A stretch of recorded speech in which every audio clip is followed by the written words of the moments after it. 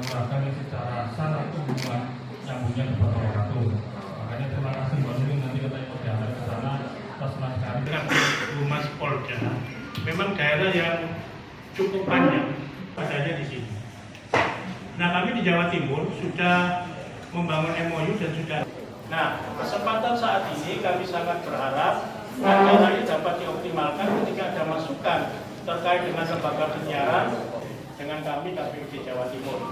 Dan harapan kita, acara kali ini menjadi sebuah hal baru, hal yang semakin menguatkan. Baik TV maupun radio, pemilu 2024 ini tergabung di Gugus Pengawasan Pemilu. Ada KPU, Bawaslu, ada Dewan Pers, KPU, sampai ke kabupaten sampai provinsi juga ada KPU sampai pusat kabupaten kota. Apa yang sebenarnya menjadi fungsi lembaga penyiaran itu? Jadi lembaga penyiaran TV dan radio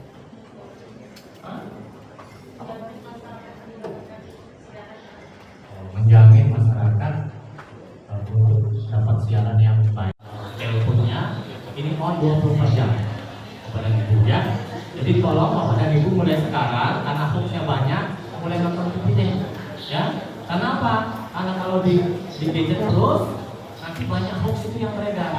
Harus diimbangkan ke televisi dan radio itu kan.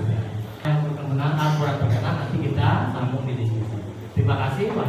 Dan melelahkan, paling panjang dan melelahkan, dan juga jadi besok kami akan mengadakan pembinaan kepada lembaga penyiaran dan juga bersamaan dengan Komisi Informasi dan Ombudsman Perwakilan Daerah Jawa Timur, kantornya Pak Sulung dulu.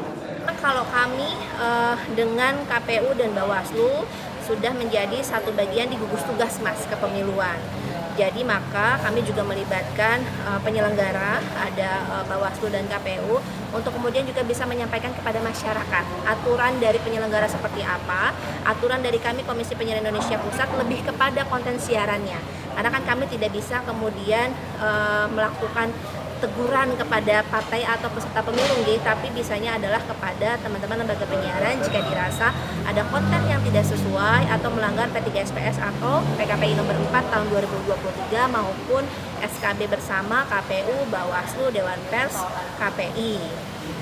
Kami juga sekarang fokus di pengawasan iklan kampanye yang resmi dimulai tanggal 21 Januari sampai 10 Februari yang sesuai aturan bahwa masing-masing peserta pemilu paslon itu paling maksimal per hari di lembaga penyiaran untuk di TV 10 maupun di radio juga 10. Kalau di TV sepanjang 30 detik satu iklannya, kalau di radio 60 detik per iklannya, jadi masing-masing 10. Pak, sejauh ini sudah ada temuan pelanggaran kampanye Pak di media-media tersebut Pak?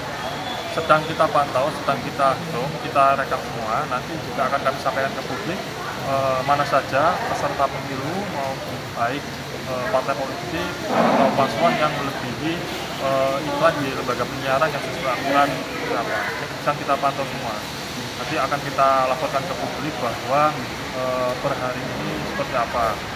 Jadi kita lagi merekam semua, nanti sebentar lagi mungkin tanggal 10 akan kita sampaikan ke publik bahwa hasil pantauan KPI mulai tanggal 21 Januari sampai 10 Februari iklan-iklan kampanye yang dilakukan oleh paslon, pasangan calon capres-cawapres maupun oleh partai politik atau legislatif sejauh mana itu akan kami sampaikan. Kalau terkait pemberitaan dan penyiaran, kami dari awal sudah meminta agar seluruh lembaga penyiaran memberikan porsi yang sama kepada paslon maupun pemberitaannya. Jadi harus berimbang dan memberi kesempatan yang sama. Selain itu juga kita berharap pemberitaan juga terkait penyelenggara pemilu diberitakan.